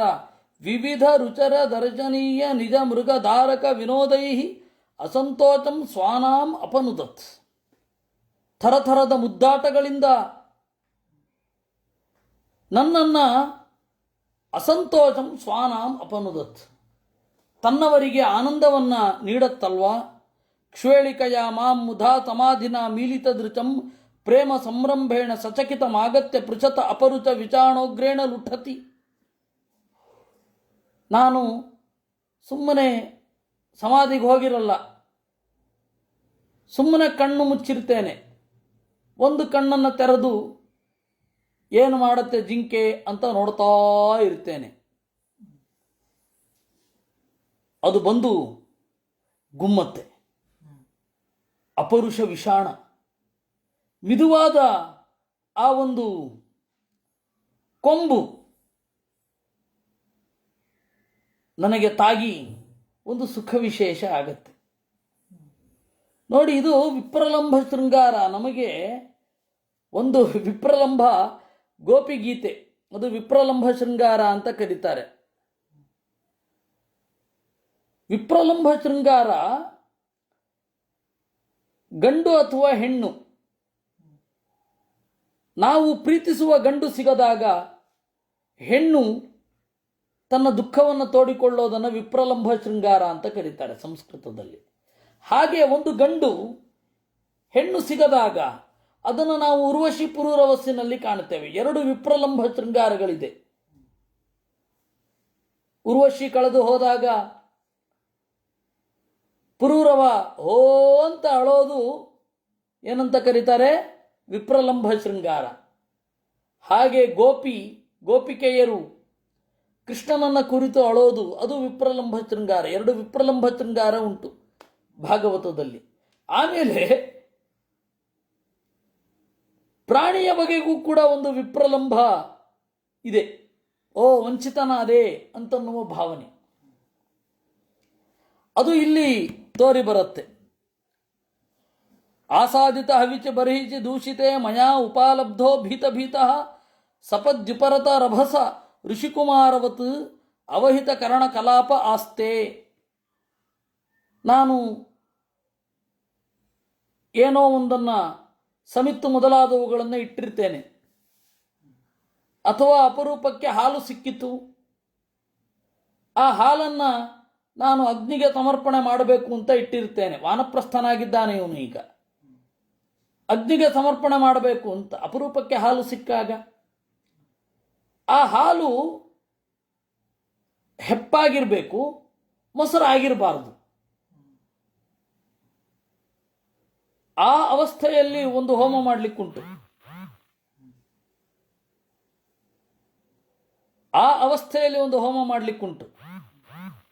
ಅದು ಮಾಡುವಾಗ ಮಾಡಬೇಕು ಅಂತ ಇಟ್ಟಿರ್ತೀನಿ, ಇದು ಒಂದು ಬಾಯಿ ಹಾಕ್ಬಿಡುತ್ತೆ ಜಿಂಕೆ. ಸಿಟ್ಟು ಮಾಡಿ ಬೈತೇನೆ ಅದಕ್ಕೆ. ನಾನು ಗೊತ್ತಿಲ್ಲ ನಿನಗೆ ಅಂತ ಹೇಳಿ ಬೈತೇನೆ. ಅದು ನನ್ನ ಮುಂದೆ ಬರಲು ಬೆದರಿ ನಾಚಿಕೊಂಡು ಅಳುಕಿ ದೂರ ಹೋಗಿ ತಲೆ ತಗ್ಗಿಸಿ ನಿಲ್ಲುತ್ತೆ. ನೋಡುವಾಗ ನನಗೆ ಕರುಣೆ ಉಕ್ಕಿ ಬರುತ್ತೆ. ಈ ಹರಿಣ ರಾಜಕುಮಾರ, ಈ ಜಿಂಕೆ ಎಂಬ ಮಗು ಋಷಿಕುಮಾರನಂತೆ ಆಡುತ್ತಲ್ಲ. ಮಗು ಆಟ ಆಡುವಾಗ, ಮನುಷ್ಯರ ಮಕ್ಕಳು ಆಟ ಆಡುವಾಗ ಏನೋ ಚೆಲ್ತಾರೆ, ನಾವು ಬೈತೇವೆ ಅಂತ ಹೇಳಿ ದೂರ ಹೋಗಿ ನಿಂತುಕೊಳ್ತಾರೆ. ಆ ತರಹ ಆಡತ್ತಲ್ಲ. ಅಪಿಸ್ವಿದಸೌ ಭಗವಾನ್ ಉಡುಪಯೇನಂ ಮೃಗಪತಿ ಭಯಾತ್ ಮೃತಮಾತರಂ ಮಮ ಮೃಗ ಬಾಲಕಂ ಸ್ವಾಶ್ರಮ ಪರಿಭ್ರಷ್ಟ ಮನುಕಂಪಯ ಕೃಪಣಜನ ವತ್ಸಲ ಪರಿಪಾಲಯತಿ. ಚಂದ್ರ ಈ ಕಳೆದು ಹೋದ ಮಗುವನ್ನ ಪಾಲನೆ ಮಾಡ್ತಾನೇನು? ಏಷತೆ ಹರಿಣ ಕುಲೋಪನಿಧಿ ಮಯಾ ಗುಪ್ತ ಇತಿ. ಇದು ಜಿಂಕೆಗಳಲ್ಲಿ ಮಿಗಿಲಾದದ್ದು, ಇದನ್ನು ನಾನು ರಕ್ಷಿಸಬೇಕಲ್ಲವೇ? ಕಿಂವಾ ಆತ್ಮಜ ವಿಶ್ಲೇಷ ಜ್ವರದವ ದಹನ ಶಿಖಾಭಿ ಉಪತಪ್ಯಮಾನ ಹೃದಯಚ್ಛಲ ನಳಿನಂ ಮಾಂ ಉಪಸೃತ್ಯ ಮೃಗೀತನಯ ಶಿಶಿರ ಶಾಂತಾನುರಾಗ ಗುಣಿತ ನಿಜ ವದನ ಸಲಿಲಾಮೃತಮಯ ಗಭಸ್ತಿಭಿ ಸ್ವಧಯತಿ. ಮಗುವನ್ನ ಕಳೆದುಕೊಂಡ ತಾಯಿ ಜ್ವರದಲ್ಲಿ ಬೇಯುವಾಗ ಯಾವ ವೇದನೆ ಇರಬೇಕೋ ಆ ತರಹ ನನ್ನ ಮೈಯಲ್ಲಿ ಟೆಂಪ್ರೇಚರ್ ಏರುತ್ತೆ. ಹೀಗಿರುವ ನನ್ನನ್ನು ಆ ಜಿಂಕೆ ಒದ್ದೆಯಾದ ತನ್ನ ಮೋರೆಯಿಂದ ನನ್ನ ಮೈಯನ್ನು ನೆಕ್ಕುತ್ತಾ ಆ ತಾಪವನ್ನು ಪರಿಹರಿಸತ್ತಲ್ವಾ? ಇತಿಚ ಏವಂ ಅಘಟಮಾನ ಮನೋರಥಾಕುಲ ಹೃದಯ ಮೃಗಧಾರಕಾಭಾಸೇನ ಸ್ವಾರಬ್ಧಕರ್ಮಣ ಯೋಗಾರಂಭಣತಃ ವಿಭ್ರಂಶಿತಃ. ಈ ರೀತಿ ಆಕುಲ ಹೃದಯ, ದಯೆಯಿಂದ ಕೂಡಿದ ಮನಸ್ಸಿನವನಾಗಿ ಮೃಗಧಾರಕಾಭಾಸೇನ ಜಿಂಕೆ ಮರಿ ಎಂಬ ಪ್ರಾರಬ್ಧ ಕರ್ಮದಿಂದ, ನೋಡಿ, ಮೃಗಧಾರಕಾಭಾಸೇನ ಸ್ವಾರಬ್ಧ ಕರ್ಮಣ, ಅವನ ಪ್ರಾರಬ್ಧ ಕರ್ಮ ಇದ್ದದ್ದೇ ಹಾಗೆ. ಜಿಂಕೆ ಮರಿ ಎಂಬ ಪ್ರಾರಬ್ಧ ಕರ್ಮದಿಂದ ತನ್ನ ತಪಸ್ಸಿನಿಂದ ಹಿಂದೆ ಸರಿದ ಸಯೋಗ ತಾಪತಃ ಭಗವದಾರಾಧನ ಲಕ್ಷಣಾಚ್ಚ ಕಥಮಿತರಥ ಜಾತ್ಯಂತರ ಏಣಕುಣಕಾಯ ಆತಂಗ ಸಾಕ್ಷಾನ್ ನಿಶ್ರೇಯಸ ಪ್ರತಿಪಕ್ಷತೆಯ ಪ್ರಾಕ್ ಪರಿತ್ಯಕ್ತ ದುಸ್ತ್ಯಜ ಹೃದಯಾಭಿಜಾತಸ್ಯ ತಸ್ಯ ಏವ ಮಂತರಾಯ ವಿಹತ ಯೋಗಾರಂಭಣಸ್ಯ ರಾಜರ್ಷೇಃ ಭರತಸ್ಯ ತಾವನು ಮೃಗಾರ್ಭಕ ಪೋಚಣ ಪಾಲನ ಪ್ರೀಣನ ಲಾಳನ ಅನುಚಂಗೇಣ ಅವಿಗಣಯತ ಆತ್ಮಾನಂ ಅಹಿರಿವ ಆಖುಬಿಲಂ ದುರತಿಕ್ರಮ ಕಾಲ ಕರಾಳ ರಭಸ ಆಪದ್ಯತ. ಈ ರೀತಿ ಕ್ರಮೇಣ ಅಗ್ನಿಯ ಆರಾಧನೆಯಿಂದ ಹಿಂದೆ ಸರಿದು ಕಡೆಗೆ ಎಲ್ಲದರಿಂದ ಹಿಂದೆ ಸರಿದು ಮೃಗ ಅರ್ಭಕ ಪೋಷಣ ಪಾಲನ ಪ್ರೀಣನ ಲಾಳನ ಅನುಚಂಗೇನ, ಆ ಜಿಂಕೆಯ ಸಾಕುವಿಕೆ, ಪಾಲನೆ, ಪ್ರೀತಿ, ಅದನ್ನು ಹಚ್ಚಿಕೊಂಡದ್ದು, ಅವುಗಳಿಂದ ಆತ್ಮಾನಂ ತನ್ನ ಮನಸ್ಸಿನ ಬೆಳವಣಿಗೆಯನ್ನು ಮರೆತ, ಜೀವನನ್ನು ಮರೆತ, ಅಹಿರಿವ ಆಖುಬಿಲಂ ಕಡೆಗೆ ಕಾಲ ಬಂತು. ಹೇಗೆ? ಇಲಿಯ ಬಿಲಕ್ಕೆ ಹಾವು ಬಾಯಿಟ್ಟು ಇಲಿಯನ್ನು ಸೆಳೆಯುವ ಹಾಗೆ ಕಾಲ ಅವನ ದೇಹದ ಒಳಗಡೆ ಇರುವ ಜೀವವನ್ನು ಸೆಳೆದದ್ದೇ. ತದಾನೀಮಪಿ ಪಾರ್ಶ್ವವರ್ತಿನ ಆತ್ಮಜಂ ಬಂಧುಮಿವ ಅನುಚೋಚಂತಂ ಅಭಿವೀಕ್ಷಮಾಣ ಮೃಗಯೇವ ಅಭಿನಿವೇಚಿತಮನ ವಿಸೃಜ್ಯ ಲೋಕಮಿಮಂ ಸಹ ಮೃಗೇಣ ಕಳೇಬರ ಮನುಸ್ಮೃತ ಜನ್ಮಾನುಸ್ಮೃತಿ ಇತರ ಮೃಗವತ್ ಮೃಗ ಶರೀರ ಮವಾಪ. ಸಾಯುವಾಗಲೂ ಕೂಡ ತನ್ನ ಪಕ್ಕದಲ್ಲಿ ನಿಂತು ಕಣ್ಣೀರು ಸುರಿಸ್ತಾ ಇರುವ ಜಿಂಕೆಯನ್ನು ನೋಡ್ತಾ, ಅಯ್ಯೋ ಈ ಜಿಂಕೆಯನ್ನು ಇನ್ನು ಮುಂದೆ ಯಾರೂ ರಕ್ಷಿಸುವವರಿಲ್ಲವೇ ಅಂತ ಹೇಳಿ ಸಾಯುವ ಕಡೆಗಾಲದಲ್ಲಿ ಜಿಂಕೆಯ ನೆನಪೇ ಆಗಿ ಅವನ ಮೈತುಂಬ ಈ ಲೋಕವನ್ನು ತೊರೆದ ಕಡೆಗೆ ಜಿಂಕೆಯಂತೆಯೇ ಆದ. ಮುಂದಿನ ಜನ್ಮದಲ್ಲಿ ಜಿಂಕೆ. ತತ್ರಾಪಿ ಹವಾ ಆತ್ಮನಃ ಮೃಗತ್ವ ಕಾರಣಂ ಭಗವದಾರಾಧನ ತಮೀಹಾನುಭಾವೇನ ಅನುಸ್ಮೃತ್ಯ ಭೃಚಂ ಅನುತಪ್ಯಮಾನ ಆಹಾ ಆತ್ಮನೋ ಮೃಗತ್ವ ಕಾರಣಂ. ನಾನು ಯಾಕೆ ಜಿಂಕೆಯಾದೆ ಅಂತ ಅವನಿಗೆ ಜಾತಿ ಸ್ಮೃತಿ ಇತ್ತು. ಯಾಕೆಂದರೆ ಅಲ್ಲಿ ತನಕ ಅವನು ಮಾಡಿದ ಭಗವದ್ ಆರಾಧನೆ ಫಲವನ್ನು ಕೊಟ್ಟಿತ್ತು. ಅಹೋ ಈ ರೀತಿ ಅಂದುಕೊಂಡ ಅಂತೆ.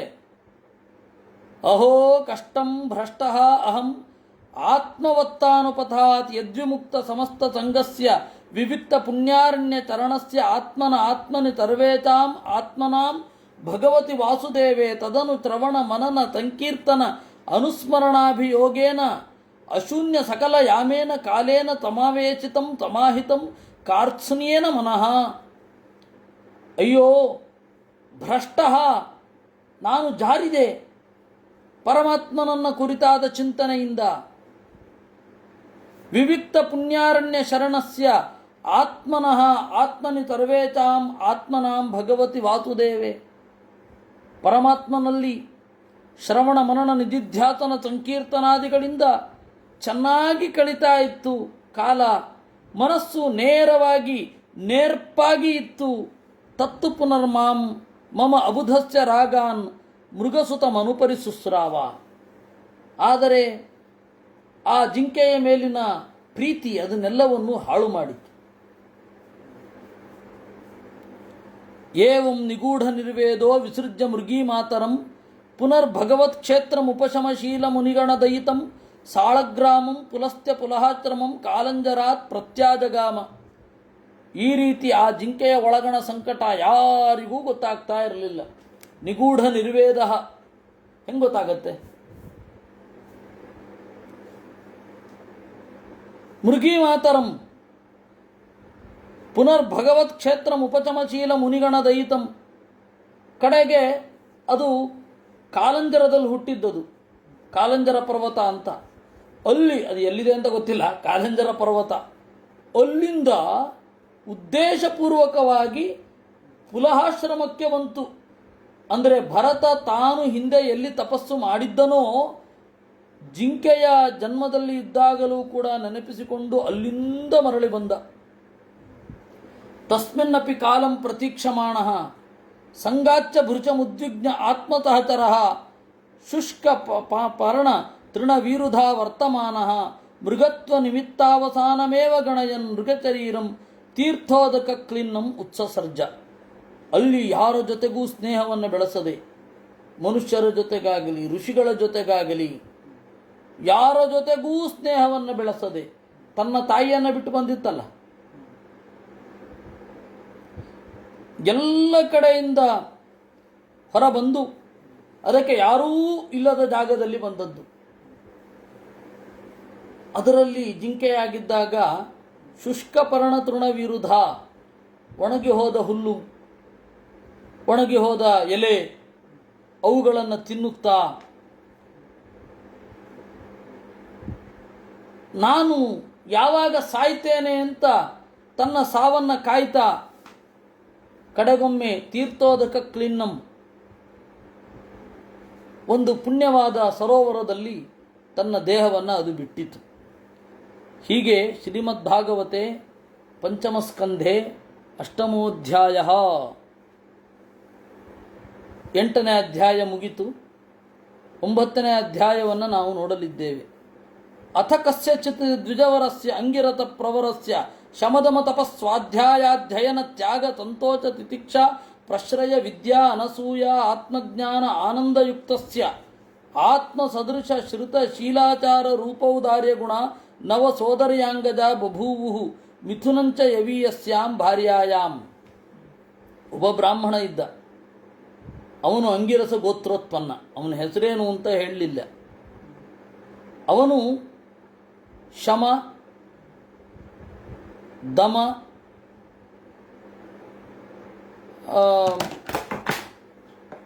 ಇವರ ಪ್ರಶ್ನೆ, ಶ್ರೀನಿಧಿಯವರ ಪ್ರಶ್ನೆ, ಸಾಲಗ್ರಾಮ ಅಂದರೆ ಯಾವುದು? ಅದು ಸಾಲಗ್ರಾಮ, ಆ ಕ್ಷೇತ್ರವೊಂದರಲ್ಲಿ ಸಾಲಿಗ್ರಾಮ ಅಂತ ಇದೆ. ಅದು ಪುಲಸ್ತ್ಯ ಪುಲಹಾಶ್ರಮದ ಹತ್ತಿರ, ಮಂಡ್ಯದ ಹತ್ತಿರ ಇರುವ ಸಾಲಗ್ರಾಮವೂ ಅಲ್ಲ, ಕೋಟ ಸಾಲಿಗ್ರಾಮವೂ ಅಲ್ಲ. ಅಷ್ಟೇ ಹೇಳ್ಬೋದು. ಯಾವುದೋ ಒಬ್ಬ ಬ್ರಾಹ್ಮಣ ಆಂಗಿರತ ಅಂತ, ಅವನು ಶಮ, ದೇವರಲ್ಲಿ ಭಕ್ತಿ ಇತ್ತು, ಇಂದ್ರಿಯ ನಿಗ್ರಹ ಇತ್ತು, ತಪಸ್ಸು, ವೇದಾಧ್ಯಯನ,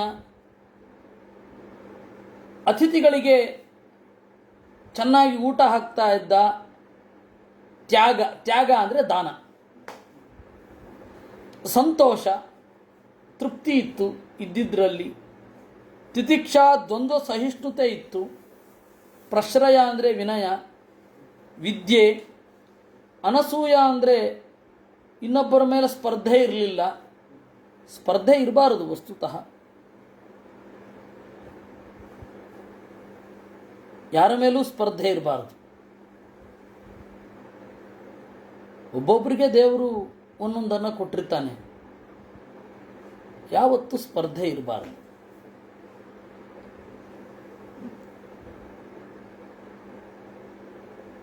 ನಾನು ವೇದಾಂತ ಗ್ರಂಥಗಳ ಪರೀಕ್ಷೆಯನ್ನು ಕೊಡಲಿಕ್ಕೆ ಒಪ್ತಾ ಇರಲಿಲ್ಲ. ಕಾರಣ ಏನು ಅಂದರೆ, ಅವ್ರು ಕೇಳ್ತಾರೆ ಅಂತ ನಾವ್ಯಾಕೆ ಓದಬೇಕು? ನಮ್ಮ ಓದು ಇರಬೇಕು. ಶಾಸ್ತ್ರ ಅನ್ನೋದು ನಮ್ಮ ಪರ್ಸನಲ್ ಟಾಕ್, ಅದನ್ನು ನಾವು ಅರ್ಥ ಮಾಡ್ಕೊಳ್ಬೇಕು. ಸಜ್ಜನರ ಮುಂದೆ ಅದು ಯಾವ ಉದ್ದೇಶವೂ ಇಲ್ಲದೆ ನಾನು ಚಿಂತಿಸಿದ್ದನ್ನು ಹೇಳೋಣ. ಅದರಲ್ಲಿ ಅವರು ಪರೀಕ್ಷೆ ಕೇಳಿದ್ರು ಆ ಪರೀಕ್ಷೆಗೆ ಉತ್ತರ ಕೊಟ್ಟು ತೇರ್ಗಡೆಯಾದೆ ಅಂತನ್ನೋ ಭಾವ ಇರಬಾರದು. ವೇದಾಂತ ಗ್ರಂಥಗಳನ್ನು ಚಿಂತನೆ ಮಾಡುವ ಅಷ್ಟೇ ವಿನಃ ವೇದಾಂತವನ್ನು ಪರೀಕ್ಷೆ ಕೊಡಬಾರದು. ಆದರೆ ನನ್ನ ಓರಗೆಯವರು, ನನ್ನ ಸುತ್ತಮುತ್ತಲಿರುವವರು ಇವನಿಗೆ ಪರೀಕ್ಷೆ ಕೊಡಲಿಕ್ಕೆ ಆಗೋದಿಲ್ಲ, ಅದಕ್ಕೆ ಈ ನೆಪ ಹೇಳ್ತಾ ಇದ್ದಾನೆ ಅಂತ ಹೇಳೋರು. ನಾವು ಸ್ಪರ್ಧೆಗೆ ಹೋಗಲಿಲ್ಲ ಅಂತಂದರೆ ಇದೇ ಮಾತು ಬರುತ್ತೆ, ಸಹಜ ಅದು. ಅದಕ್ಕೆ ತರ್ಕಶಾಸ್ತ್ರವನ್ನು ಪರೀಕ್ಷೆ ಕೊಡಬೇಕು ಅಂತ. ಯಾಕೆಂದ್ರೆ ತರ್ಕಶಾಸ್ತ್ರ ಅದು ಹಾಳಾಕೊಂಡು ಹೋಗಲಿ, ಅದು ಸ್ಪರ್ಧೆ ಅಲ್ಲಿದ್ರೇನು, ಪರೀಕ್ಷೆ ಕೊಟ್ಟರೆಷ್ಟು ಬಿಟ್ಟರೆಷ್ಟು. ನಾನು ವೇದ ಅಂತ ಕೊಡಲ್ಲ, ಹೀಗಾಗಿ ತರ್ಕಶಾಸ್ತ್ರ ಓದಿದ್ದು, ಮತ್ತಿನ್ನೇನಿಕ್ಕೂ ಅಲ್ಲ. ಹಾಗೆ ಇದು ಅವನಲ್ಲಿ ಸ್ಪರ್ಧೆ ಇರಬಾರದು. ಬ್ರಾಹ್ಮಣನಲ್ಲಿ ಕಾಂಪಿಟಿಷನ್ ಮೋಡಲ್ಲೇ ಇರಬಾರ್ದು. ಅವನು ನಾನು ಓದ್ತೇನೆ, ನನಗಿದಿಷ್ಟು ಅರ್ಥ ಆಯಿತು ಅಷ್ಟೇ. 1000 ಕಲೀಲಿಕ್ಕಿರುತ್ತೆ ಓದಿನಲ್ಲೇ. ಬೇರೆ ಬೇರೆಯವರು ಬೇರೆ ಬೇರೆ ಆಯಾಮಗಳಿಂದ ಹೇಳೋದನ್ನು ಸ್ವೀಕಾರ ಮಾಡಬೇಕಾಗತ್ತೆ. ಅದರಿಂದ ಸ್ಪರ್ಧೆ ಇರಬಾರದು ಅಂತ. ಅನಸೂಯ ಜ್ಞಾನ ಆನಂದಯುಕ್ತಸ್ಯ, ಆತ್ಮಜ್ಞಾನದಿಂದ ಬರುವ ಆನಂದ, ಅಜ್ಞಾನದಿಂದಲೇ ಒಂದು ಆನಂದ ಇರುತ್ತೆ. ಅದರಿಂದ ಕೂಡಿ ಒಬ್ಬ ಬ್ರಾಹ್ಮಣ ಇದ್ದ. ಅವನಿಗೆ ಮೊದಲನೆಯ ಹೆಂಡತಿಯಲ್ಲಿ 9 ಜನ ಮಕ್ಕಳು. ಆತ್ಮ ಸದೃಶ ಶ್ರುತ ಶೀಲಾಚಾರ ರೂಪೌದಾರ್ಯ ಗುಣಾ ನವ ಸೋದರಯಾಂಗಜ ಬಭೂವು. 9 ಜನ ಮಕ್ಕಳಂತೆ, ಅವನಂತೆಯೇ ಇದ್ರು. ಮಿಥುನಂಚ ಯವೀಯಸ್ಯಾಂ, 2ನೆಯ ಹೆಂಡತಿಯಲ್ಲಿ ಅವಳಿ ಮಕ್ಕಳು ಹುಟ್ಟಿದರು. ಎಷ್ಟು ತತ್ರ ಪುಮಾನ್ ತಂ ಪರಮಭಾಗವತಂ ರಾಜರ್ಷಿ ಪ್ರವರಂ ಭರತಮುತ್ಸೃಷ್ಟ ಮೃಗಶರೀರಂ ಚರಮಶರೀರೇಣ ವಿಪ್ರತ್ವಂ ಗತಂ ಆಹುಹು. ಅದರಲ್ಲಿ ಒಂದು ಗಂಡು ಒಂದು ಹೆಣ್ಣು. ಅವಳಿ ಮಕ್ಕಳಲ್ಲಿ ಒಂದು ಗಂಡು ಇನ್ನೊಂದು ಹೆಣ್ಣು. ಆ ಗಂಡು ಯಾವುದು ಅಂತಂದರೆ ಪರಮ ಭಾಗವತನಾದ ರಾಜರ್ಷಿಗಳಲ್ಲೇ ಮಿಗಿಲಾದ ಭರತ ಅಂತ ಅವನ ಬಗ್ಗೆ ಹೇಳ್ತಾರೆ. ಅವನು ಉತ್ಸೃಷ್ಟ ಮೃಗಶರೀರಂ, ಜಿಂಕೆಯ ಜನ್ಮವನ್ನು ತಳೆದಾದ ಮೇಲೆ ಕಡೆಯ ಶರೀರ, ಚರಮ ಶರೀರ ಅಂತ ಕರೀತಾರೆ. ಚರಮ ಅಂದರೆ ಕಡೆಯದು. ಕಡೆಯ ಶರೀರವನ್ನು ಹೊಂದಿದವ ಅಂತ ಹೇಳ್ತಾರೆ. ವಿಪ್ರತ್ವಂ ಗತಂ ಆಹುಹು. ಎಲ್ಲರ ಚರಮ ಶರೀರ ಬ್ರಾಹ್ಮಣ ಶರೀರ ಆಗಬೇಕಿಲ್ಲ. ಭರತನ ಶರೀರ ಚರ್ಮ ಶರೀರ ಬ್ರಾಹ್ಮಣ ಶರೀರ ಆಯಿತು. ಕೆಲವರೆಲ್ಲ ಏನು ಸಿದ್ಧಾಂತ ಮಾಡಿಬಿಡ್ತಾರೆ ಅಂದರೆ ಚರ್ಮಚರೀರ ಬ್ರಾಹ್ಮಣ ಶರೀರವೇ ಆಗಬೇಕು ಅಂತ. ಆ ತರಹ ಏನಿಲ್ಲ. ತತ್ರಾಪಿ ಸ್ವಜನ ಸಂಗಾಚ್ಚ ಭೃಜ ಮುದ್ವಿಜಮಾನಃ ಭಗವತಃ ಕರ್ಮಬಂಧ ವಿಧ್ವಂಸನ ಶ್ರವಣ ಸ್ಮರಣ ಗುಣ ವಿವರಣೇನ ಚರಣಾರವಿಂದ ಯುಗಳಂ ಮನತಾ ವಿಧದತ ಆತ್ಮನಃ ಪ್ರತಿಘಾತಮಾಚಂತಮಾನಃ ಭಗವದನುಗ್ರಹೇಣ ಅನುಸ್ಮೃತ ಸ್ವಪೂರ್ವ ಜನ್ಮಾವಲಿ ಆತ್ಮಾನಂ ಉನ್ಮತ್ತ ಜಡಬಧಿರರೂಪೇಣ ದರ್ಶಯಾಮಾತ ಲೋಕಸ್ಯ. ತತ್ರ ಆ ಜನ್ಮದಲ್ಲಿ ಸ್ವಜನ ಸಂಘದಿಂದ ಉದ್ವಿಗ್ನನಾಗಿ ಅಳುಕಿ ಪರಮಾತ್ಮನ ಅನುಗ್ರಹದಿಂದ ಜಾತಿಸ್ಮೃತಿ ಇತ್ತು. ಒಂದು ಜಾತಿಸ್ಮೃತಿ ಇದ್ಬಿಟ್ರೆ ಇನ್ನೇನು ಬೇಡ, ಶಾಸ್ತ್ರಕ್ಕೆ ಪ್ರತ್ಯಕ್ಷವಾದ ನಿದರ್ಶನ ಸಿಕ್ಬಿಡುತ್ತೆ, ಎಲ್ಲ ಅನುಭವಕ್ಕೆ ಬಂದ್ಬಿಡತ್ತಲ್ವ. ದೇವರಲ್ಲಿ ಈಗ ನಾವು ಕೇಳ್ಕೊಳ್ಬೇಕಾದ್ರೆ ದೇವರೇ ಜಾತಿ ಸ್ಮೃತಿಯನ್ನು ಕೊಡುವಂತ ಕೇಳ್ಕೊಳ್ಬೇಕು. ಜನ್ಮ ಜನ್ಮಾಂತರಗಳಲ್ಲಿ ಏನೆಲ್ಲ ಅನುಭವಿಸಿ ಬಂದಿದ್ದೇವೆ ಅದರ ಸ್ಮರಣೆ ಕೊಡು. ಯಾವುದೇ ಜನ್ಮಕ್ಕೆ ಹೋದರೂ ಈ ಹಿಂದಣ ಜನ್ಮದ ಸ್ಮರಣೆ ಇರಲಿ. ಯಾಕೆಂದ್ರೆ ನಮಗೆ ಕ್ಲಿಯರ್ ಆಗಿಬಿಡುತ್ತೆ, ಶಾಸ್ತ್ರ ಅನ್ನೋದು ಅನುಭವಕ್ಕೆ ಬಂದ್ಬಿಡುತ್ತೆ, ಮುಗಿದೋಯ್ತು. ಆ ಜಾತಿ ಸ್ಮೃತಿ ಅವನಿಗಿತ್ತು. ಕರ್ಮಬಂಧ ವಿಧ್ವಂಸನ ಶ್ರವಣ ಸ್ಮರಣ ಗುಣ ವಿವರಣೆಯನ ಪರಮಾತ್ಮನ ಗುಣಗಳು ಕರ್ಮಬಂಧವನ್ನು ತುಂಡು ತುಂಡು ಮಾಡುವಂಥದ್ದು. ಅಂತಹ ಪರಮಾತ್ಮನ ಗುಣಗಣಗಳನ್ನು ನಿರಂತರ ಕೇಳಿದ್ರಿಂದ, ಚಿಂತನೆ ಮಾಡಿದ್ರಿಂದ ಅವನಿಗೆ ಜಾತಿ ಸ್ಮೃತಿ ಇತ್ತು. ಅದರಿಂದ ಒಳಗಡೆಯೇ ದೇವರನ್ನ ಧ್ಯಾನ ಮಾಡ್ತಾ ಆತ್ಮನ ಪ್ರತಿಘಾತ ಆಶಂಸಮಾನಃ, ನಾನು ಗುಣಗಣಗಳನ್ನು ತೋರಿಸಿದರೆ ನನ್ನನ್ನು ಪ್ರೀತಿಸ್ತಾರೆ, ಅವರ ಅವಸ್ಥೆಯನ್ನು ನೋಡಿ ನನಗೆ ಕೃಪೆ ಬರುತ್ತೆ, ಕೃಪೆ ಬಂದು ನಾನು ಮತ್ತೆ ಅವರನ್ನು ಪ್ರೀತಿಯಿಂದ ನೋಡಿ ಮತ್ತೆ ಬೀಳ್ತೇನೆ, ಇದೆಲ್ಲ ಬೇಡ ಅಂತ ಹೇಳಿ ಹುಚ್ಚರ ಹಾಗೆ, ಕಿವುಡರ ಹಾಗೆ, ಮೂರ್ಖರ ಹಾಗೆ ತೋರಿಸಿಕೊಂಡ. ಈ ಭಾಗವತದ ಅವಧೂತರನ್ನು ಕೇಳುವಾಗ ದಾರಿಯಲ್ಲಿ ಹೋಗುವ ಹುಚ್ಚರೆಲ್ಲ ಇವರು ಭಾಗವತರ ಅಂತ ಯೋಚನೆ ಮಾಡೋ ಹಾಗೆ ಆಗಿಬಿಡುತ್ತೆ. ಇವರು ಅವಧೂತರೋ ಅಂತ. ಆ ಥರ ಏನು ಬೇಡ. ದೇವರು ನಮಗೆ ತೋರಿಸ್ಬೇಕು ಅಂತಿದ್ರೆ ತೋರಿಸ್ತಾನೆ. ಆ ತರಹದ ಒಬ್ಬ ಅವಧೂತನನ್ನು ತೋರಿಸ್ಬೇಕು ಅಂತಿದ್ರೆ ತೋರಿಸ್ತಾನೆ. ಇರೋ ಎಲ್ಲ ಅವಧೂತರನ್ನು ನೋಡಿಕೊಂಡು ಹೋಗಿ ಎಲ್ಲೆಲ್ಲೋ ಆ ಅವಧೂತರಿದ್ದಾರೆ, ಈ ಅವಧೂತರಿದ್ದಾರೆ ಅಂತ ಹೇಳಿ ಹುಡ್ಕೊಂಡು ಹೋಗಿ ಅವರನ್ನು ನೋಡೋ ಅವಶ್ಯಕತೆ ಏನಿಲ್ಲ. ನಾವು ನಮ್ಮ ಧ್ಯಾನ ಶ್ರವಣ ಮರಣ ನಿಧಿಧ್ಯಾಸನಗಳನ್ನು ಮಾಡಿಸ್ಬೇಕು. ದೇವರ ಮೇಲೆ ಬಿಡಿ ಭಾರನ. ನಾನು ಅವಧೂತರನ್ನು ಹುಡ್ಕೊಂಡು ಹೋಗಬೇಕು ಅಂತ ಹೇಳಿ ಹೋಗಬೇಡಿ, ಬೇಕಿಲ್ಲ ಅದು. ಹಾಗೆ ಅವಧೂತರು ಅಂತ ಯಾರನ್ನೋ ಹುಡ್ಕೊಂಡು ಹೋಗೋದು, ಅವರು ಹೊರಗಡೆಯಿಂದ ಆ ತರಹ ಇರ್ತಾರೆ, ಒಳಗಡೆಯಿಂದ ತೀರಾ ಕೆಟ್ಟದಾಗಿ ಇರ್ತಾರೆ.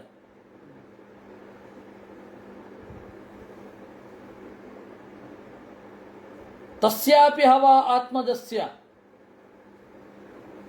ಏಕೆಂದರೆ ಅವಧೂತರು ಅಂತ ಹೇಳಿಕೊಳ್ಳೋರ ಬಗ್ಗೆ ಬಹಳ ಜಾಗೃತರಾಗಿ ಇರಬೇಕು. ಯಾವತ್ತೂ ಅವರನ್ನು ಚಿಂತನೆ ಮಾಡಬಾರದು. ಜಾಮಿತಾ ದೋಷ ಪರಿಹಾರಾಯ ಒಂದು ಸಂಗತಿ ಹೇಳಬೇಕು ನಿಮಗೆ. ಏನು ಅಂದರೆ, ಒಬ್ಬರು ಅವಧೂತರು ಅಂತ ಹೇಳಿಕೊಂಡವರು, ನಾನು ಪಾರ್ವತಿಯ ಅವತಾರ ಅಂತ ಹೇಳಿ ಹೆಣ್ಣಿನ ವೇಷ ಧರಿಸ್ಕೊಂಡು ಬಂದ್ಬಿಡೋರು. ನಾನು ಅವಧೂತ ಅವಧೂತ ಅಂತ ಅವ್ರು ಬಾಯಲ್ಲಿ ಬಿಟ್ಟು ಹೇಳ್ಕೊಡೋರು. ನಾನು ಅವಧೂತ, ನಾನು ಅವಧೂತ, ನಾನು ಪಾರ್ವತಿಯ ಅವತಾರ. ನಾನೇನು ನಂಬಿರಲಿಲ್ಲ, ಆದರೆ ಅವ್ರು ಪಾಠ ಹೇಳ್ಕೊಡ್ಬೇಕಾಯ್ತು. ತಮಾಷೆ. ಅವರಿಗೆ ಭಾಷ್ಯತ್ರಯ ಪಾಠ, ಗೀತಾ ಭಾಷ್ಯ, ಶಾಂಕರ ಭಾಷ್ಯ, ರಾಮಾನುಜ ಭಾಷ್ಯ, ಮಧ್ವ ಭಾಷ್ಯ. ಅವ್ರಿಗೆ ಗೊತ್ತಿರಲಿಲ್ಲ. ಹೌದಾ ಅಂತ ಕೇಳೋರು. ನೋಡಿ, ಪಾರ್ವತಿಗೆ ಭಾಷ್ಯ ಗೊತ್ತಿರಲಿಲ್ಲ, 3. ಹೌದಾ ಅಂತ ಕೇಳೋಳು. ಅದಾದ ಮೇಲೆ ಅವರು ಗಣಪನ ಗೊಂಬೆಯನ್ನು ಮಾಡಿದ್ರು. ಆ ಗಣಪನ ಗೊಂಬೆಯನ್ನು ಅವರು ಮಾಡಿದ್ದಾರೆ ಅಂತ ಹೇಳಿದ ಕೂಡಲೇ ನನಗೆ ಆ ತಂತ್ರಸಾರ ಸಂಗ್ರಹದ ಶ್ಲೋಕವನ್ನು ಹೇಳ್ತಾ ಹೋದೆ.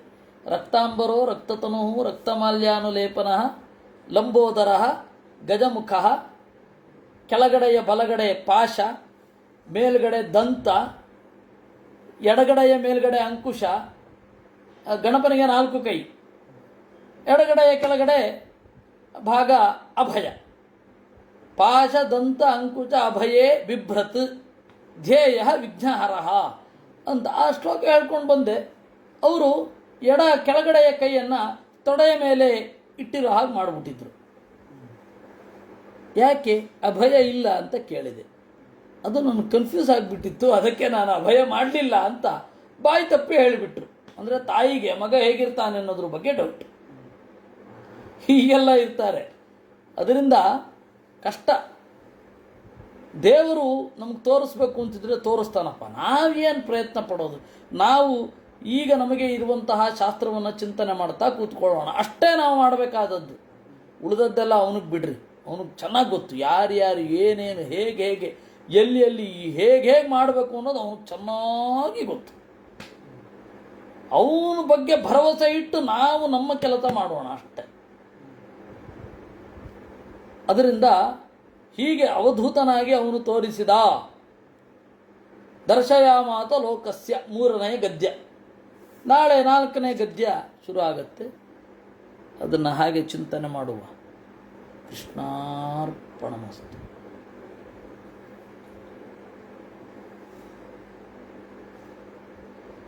ಕೃಷ್ಣ ಕೃಷ್ಣ.